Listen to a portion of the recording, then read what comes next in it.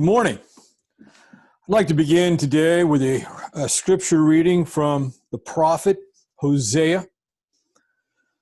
At some point, I'm sure, perhaps many times, pastors during and more than likely after the Civil War may have preached on this particular passage. So Hosea chapter 6, verse 1. Come, let us return to the Lord, for he has torn us, but he will heal us. He has wounded us, but he will bandage us. He will revive us after 2 days. He will raise us up on the third day. He will raise us up on the third day that we may live before him. So let us know. Let us press on to know the Lord. His going forth is as certain as the dawn, and he will come to us like the rain, like the spring rain, watering the earth. It's a promise of rebirth. And perhaps you're familiar with the phrase, a new birth of freedom, regarding the Civil War. Well, today's lecture is Reconstruction.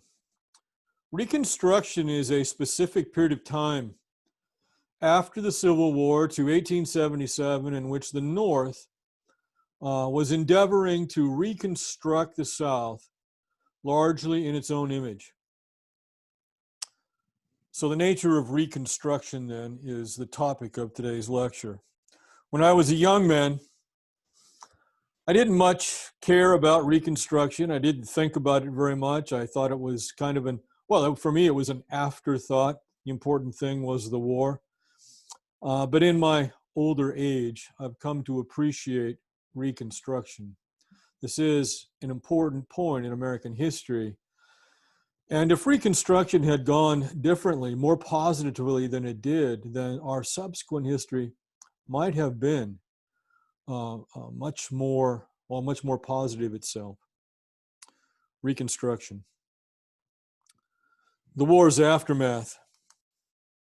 In the spring of 1865, the cruel war was over. Approximately 700,000 Americans had died in the war. Nobody knows for sure how many Americans died. The South's economy, its culture, and of course slavery were destroyed. Ratification of the 13th Amendment abolishing slavery in the United States occurred in December 1865, about 8 months then after the war ended. But this is an essential point. Peace had come only on the battlefields. As one Northern editor wisely wrote, "Cannon conquer, but they do not convert hearts." So the North faced the task of reconstructing, there's that word, a ravaged and resentful South. And most Southerners will remain resentful for a century.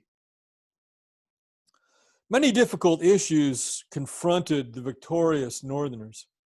One, should Confederate leaders be tried for treason? Two, how should new Southern state governments be formed?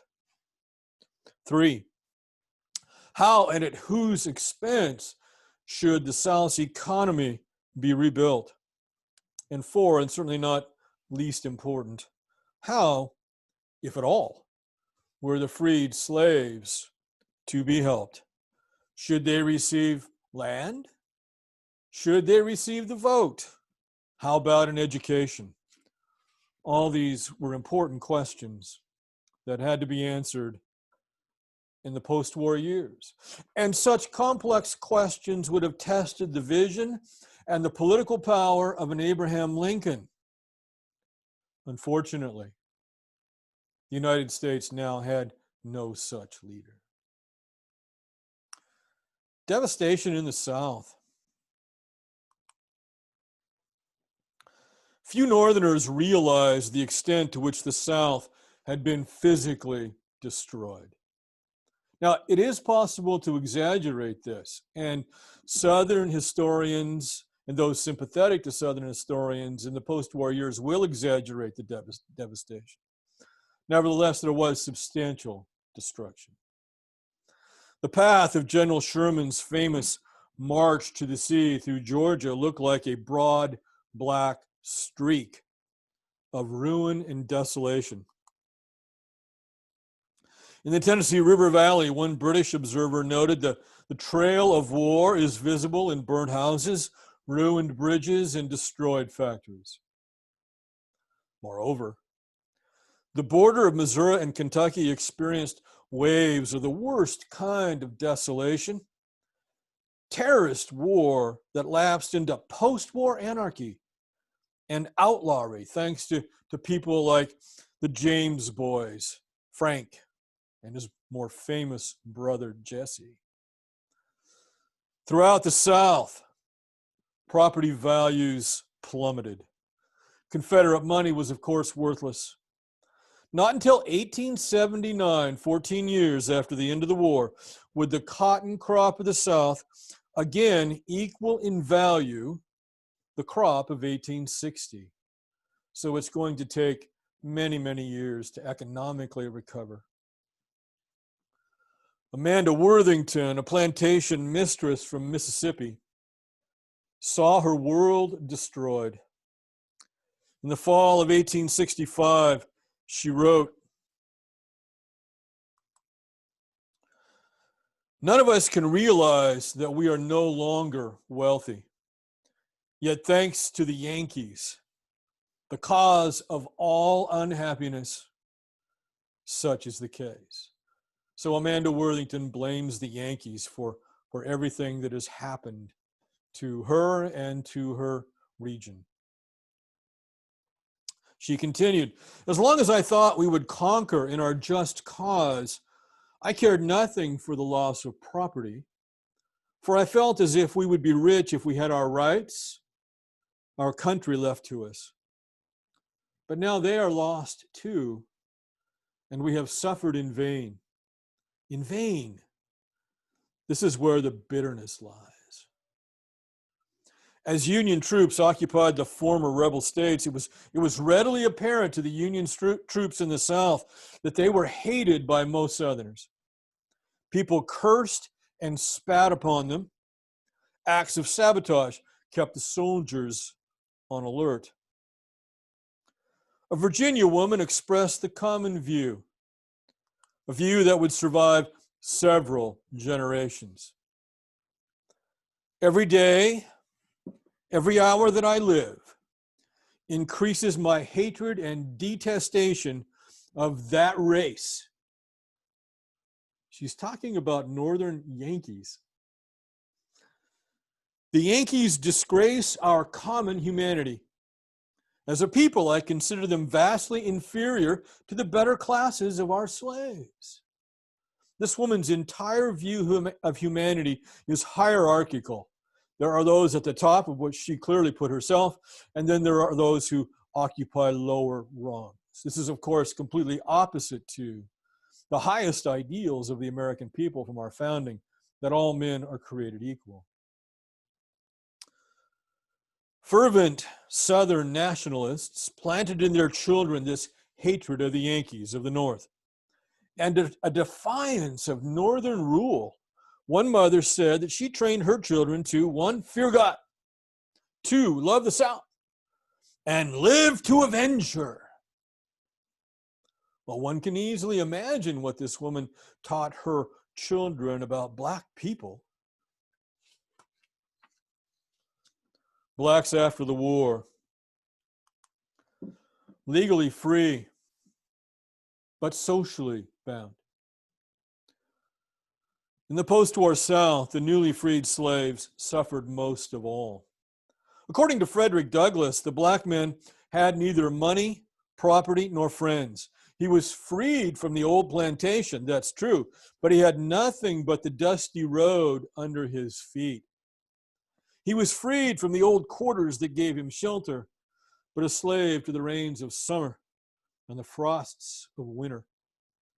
He was turned loose, naked, hungry, and destitute to the open sky.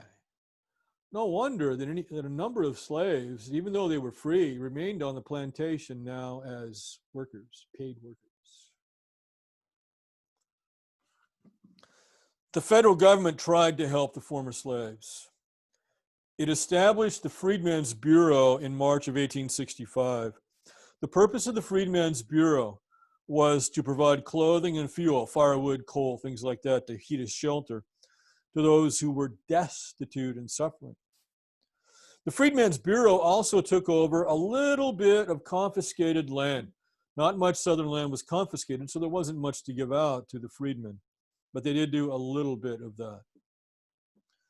Congress, indeed, rejected the idea of some radical Republicans of confiscating enough southern land from the great plantation owners, largely, to give each one of these freed slaves a farm, but it's not what happened. Consequently, in terms of tangible physical help, only temporary relief measures were imagined. Again, the Freedmen's Bureau. However, the North was committed to establishing constitutional and legal rights for the freedmen. Now, not right at the beginning, but once we get to radical Reconstruction. But even these rights proved temporary, lasting only as long as the Union Army's presence in the southern states. As long as the Union Army was there to enforce these rights, then most blacks in the South had such rights. But Reconstruction is going to come to an end. Which brings us then to the battle over Reconstruction. In December of 1863, looking forward to that time, acting under his power of pardon, President Lincoln issued a proclamation of amnesty and Reconstruction. Under this proclamation, any rebel state could form a union government whenever a number of its citizens equal to 10% of those who had voted in 1860 took an oath of allegiance to the Constitution. This was going to be implemented in Louisiana, because Louisiana is one of the first states to be retaken from the Confederacy. So here are Lincoln's conditions. You can form a union government whenever a number of your citizens equal to 10% of those who had voted in 1860 took an oath of allegiance to the Constitution. Participants in this government also had to swear support for emancipation. These were generous terms, and most moderate Republicans supported the president at this point. However, a number of radical Republicans, radical meaning those who wanted more strenuous conditions for these southern states to come back into the Union, they favored a sweeping transformation of Southern society, as opposed to simply letting Southern whites run their states pretty much as they wished. The radicals wanted to be sure that blacks received full citizenship, full political rights, as opposed to merely freedom. So here's the difference amongst Republicans. The radicals, get used to using that term, the radicals are the ones who want full citizenship, full rights for the freedmen, for blacks. The moderates are pretty much content with the southern states being readmitted to the Union if they profess an allegiance to the Union and they accept the fact that slavery was dead.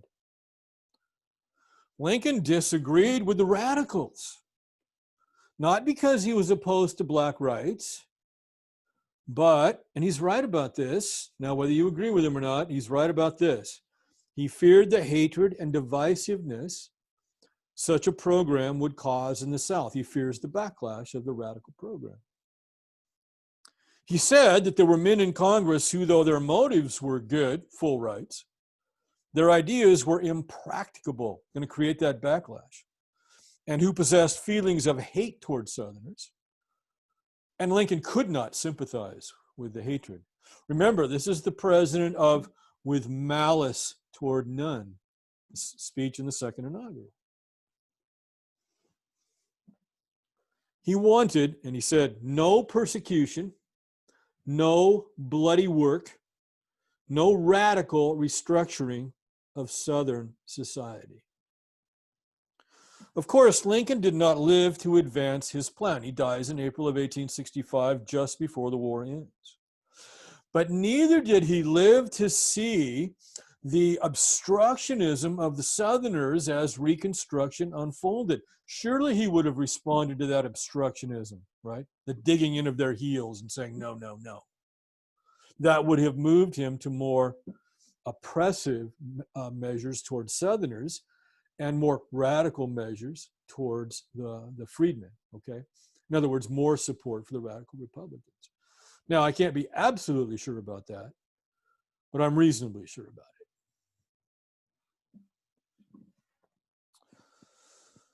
So the new president, Andrew Johnson, his plan for Reconstruction was even easier on the South than Lincoln's, but he had nowhere near the prestige of the slain president. So now ensued a battle between Johnson's soft reconciliation of the South and a harsh radical one proposed by many Republicans. And Johnson was from Tennessee, a southern state. Now he's a Unionist, but he is a Southerner. He's truly a man in the middle.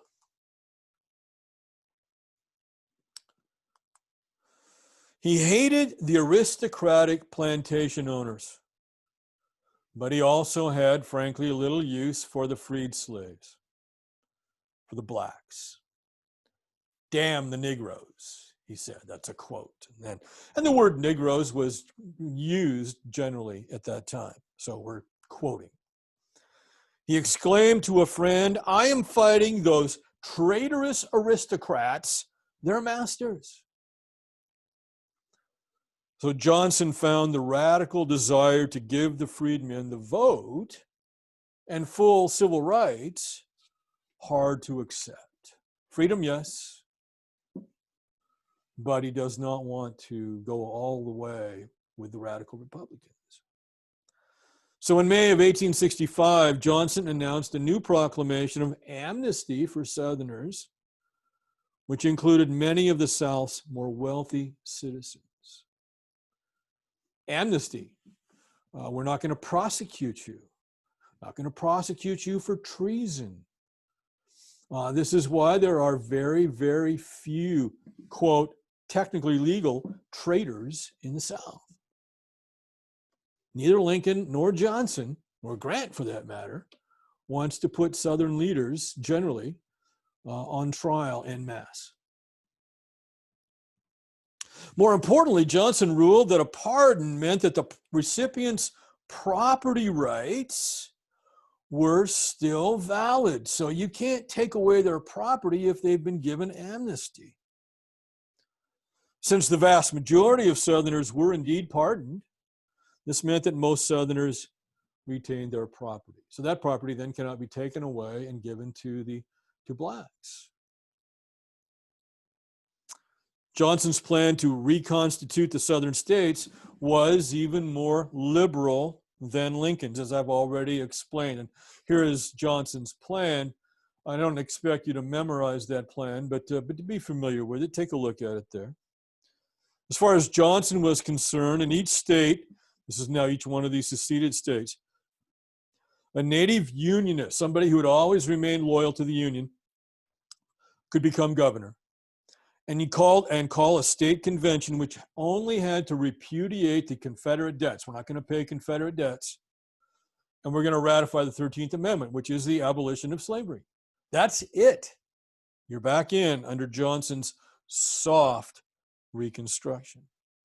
Gone was Lincoln's 10% requirement and his sage advice that Southern states themselves should grant the more deserving Negroes, okay, the vote Who would be deserving Negroes in Lincoln's mind? Well, those who had served in the Union Army and lived in the South, those who owned land or perhaps a business here and there, those who demonstrated education. These would be deserving Negroes who the Southern states should give the vote to. Unfortunately, the new governments in the South were remarkably like their old governments. Southerners now unwisely baited the North to change the rules of Reconstruction.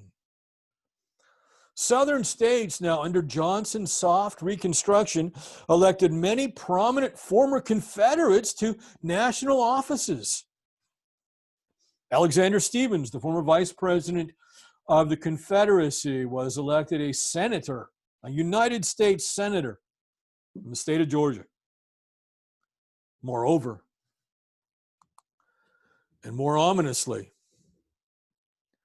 these states passed black codes. And I do absolutely want you to know what a black code is. Black codes were an attempt to preserve slavery in fact, if not in name. Let's have slavery, but we won't call it slavery. So the state legislatures are passing black codes, and each state is going to be somewhat different in this regard. For example, one such black code required the former slaves to enter into annual labor contracts, which had provision for punishment in case of violation. Children had to work as well, and vagrants, somebody caught out on the road without a visible means of support, a vagrant could be, and I quote, sold into private service. The state of Mississippi was perhaps the worst offender. They virtually reintroduced slavery by another name.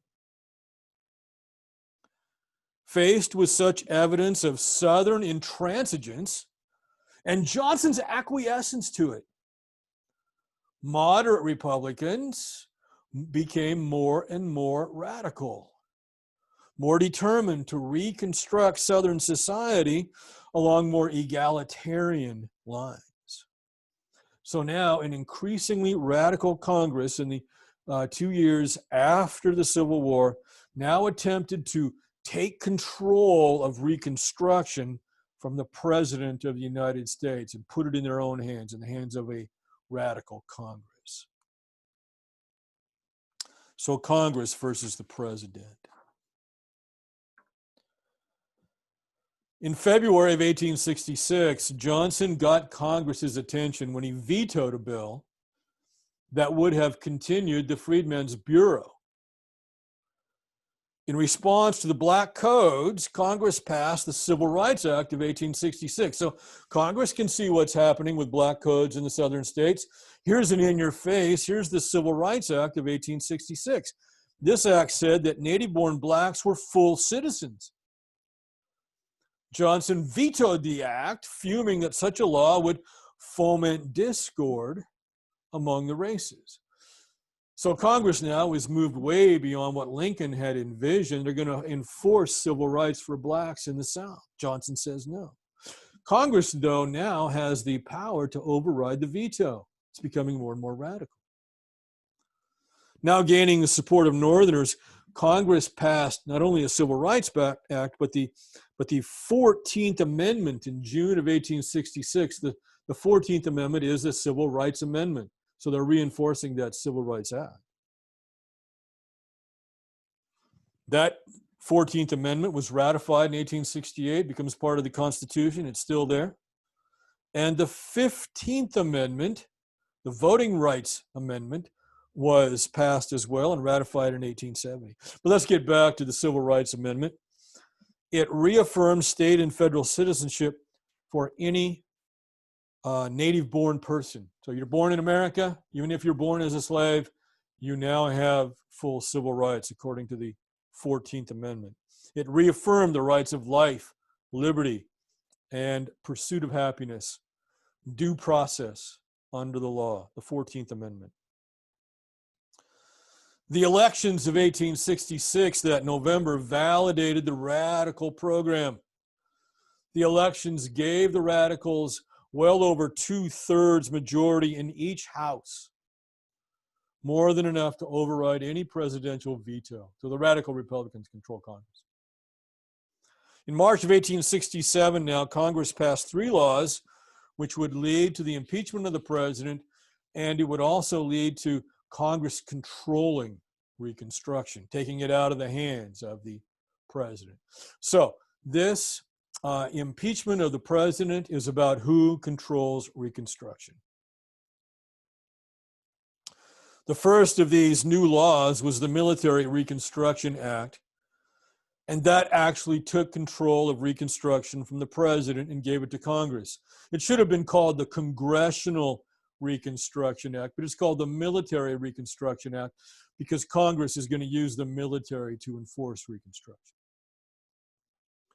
So the act abolished the existing state governments in the South. So those Southern state governments that had come into the Union under Johnson's Reconstruction are abolished. They're gone. Reconstruction is starting over now. It established military control of these states. So the Union Army is in position in these southern states.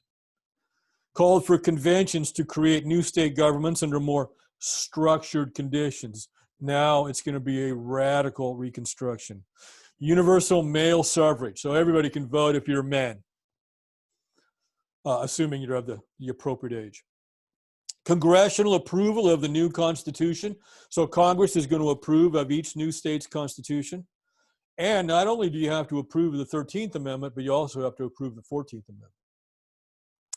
Now, another new law, the Tenure of Office Act, mandated Congress's approval if the president wanted to remove any Senate-approved official. Most of you are aware that members of the cabinet, for example, have to be approved by the Senate. Well, now, if Johnson wants to fire any of these men, the Senate has to approve that as well. The Command of the Army Act required all presidential orders to the Army to pass through the headquarters of the General of the Army, which was, of course, Ulysses S. Grant. And Grant is very sympathetic to radical Reconstruction. He is a radical Republican, Ulysses S. Grant.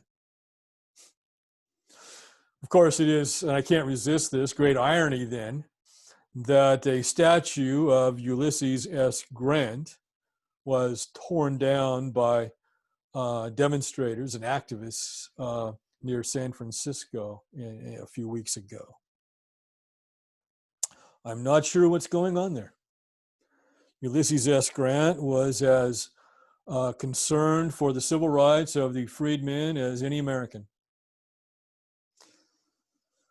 Well, Johnson determined to challenge the constitutionality of these acts by removing his Secretary of War, Edwin Stanton, without congressional approval.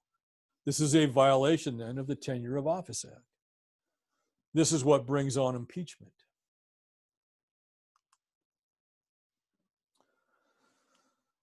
And so this slide, a radical Republican Reconstruction of the South, is not quite accurate. It's got 1865 as the beginning of radical Reconstruction. That is not the case. You have to put in 1867. From 1865, actually from 1863, with Lincoln's Reconstruction, and then Johnson's Reconstruction in 1865 to 1867. Radical Republican Reconstruction is 1867 to 1877. Don't expect you to memorize, though, but you do need to know the difference between Johnson's Reconstruction and radical Republican Reconstruction. Because if you don't understand that, then you can't really understand this history. Impeachment. In addition to attempting to remove Stanton, who was sympathetic to the radicals' ideas, Johnson made himself a stench in the nostrils of Northerners by pardoning Confederates in wholesale lots. Exactly what Lincoln would have done. But of course, Johnson lacked Lincoln's prestige and his moral authority. And just again, as an aside, legally and technically, the vast majority of Southerners are not traitors. Not legally, because they're pardoned. Now, in the normal parlance of the word traitor, of course, they rebelled against the government of the United States, and they were traitors in that sense. Well, back to our story about Reconstruction. So in February of 1868, the House of Representatives voted to impeach the president on 11 articles. The first 8 articles focused on Johnson's removal of Stanton. Okay, clear enough. Violation of the Tenure of Office Act. Article 9 accused the president of issuing orders to the Army directly and not going through the General-in-Chief, Ulysses S. Grant. That would be a violation of the Command of the Army Act. And I won't even bother to mention Articles 10 and 11, which were emotional spasms, basically. The Senate trial opened on March 5th and lasted until late May. Chief Justice Salmon P. Chase presided over this trial. Johnson's defense counsel shrewdly insisted that only the articles of impeachment that constituted criminal behavior should be considered. In this argument, cooler heads prevailed and the defense won this point. And whenever an impeachment situation arises, there's always the argument this should not be about politics per se, but about criminal behavior. And of course, the two tend to merge together.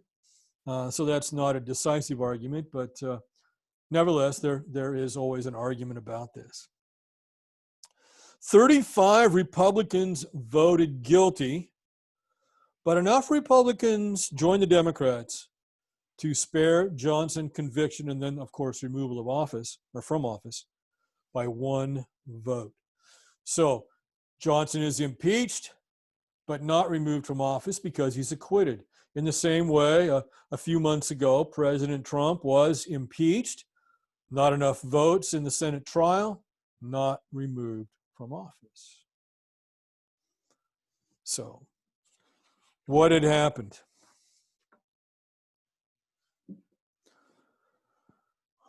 Behind the scenes, a deal was made.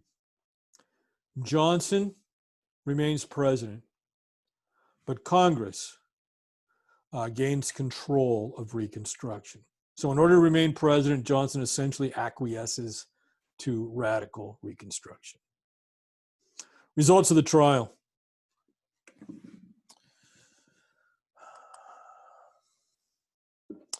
This is a picture, by the way, of Edwin Stanton, over whose removal from office the impeachment process began. And sorry, I got a little behind on the PowerPoint here. This is a drawing of the impeachment of Andrew Johnson. And here we see a soldier standing between contending mobs in the South. So this is the Union Army enforces radical Reconstruction. There the date is right, 1867 to 1877. Results of the trial. In the impeachment of Johnson, Congress seems to have set a precedent and won a victory. The precedent was that impeachment should not be undertaken because of just normal, everyday political differences. This was the same precedent set when the Senate refused to convict Justice Samuel Chase in 1804. The Senate, in that case, focused on legal issues, not the political differences that brought about that impeachment. Congress also earned a victory. As I already indicated, Johnson agreed not to obstruct congressional radical Reconstruction. The primary difference between the president and Congress over Reconstruction seems to have been based on the question of the suffrage, that is the vote, for black males, and its related issue of social equality. Everyone in the North, or almost everyone in the North, agreed that the slaves must be free. But equality was a different thing. This is something difficult for most students in our present time to grasp, and I've been emphasizing it throughout this class. Freedom for the slaves was one thing. More Northerners would agree to that. But equality, political, social equality, well, that was something else entirely. But during radical Reconstruction, that's exactly what the North is trying to accomplish in the South. In short, Congress during radical Reconstruction wanted to be sure that the black man had his vote and a chance at equality.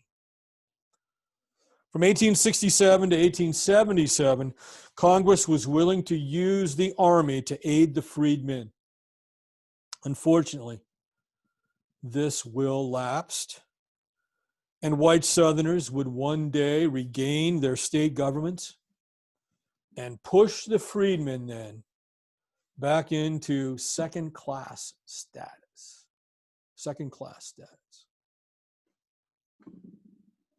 Which is why, in the middle of the 20th century, there is a revolt amongst many blacks, and then some whites as well, to reestablish civil rights for America's black people. This is the civil rights movement of the 1950s and 1960s. Well, I thank you for your attention again. Don't hesitate to send me emails if you don't understand something about this lecture. This is rather complex, I understand it. And not too many American students have been exposed to a thorough understanding of Reconstruction, so this may be new to many of you. But I also pray that the God of grace, God the Father of Jesus Christ, would be with you, and that also His Holy Spirit would be with you and guide you to truth. In Jesus' name, amen.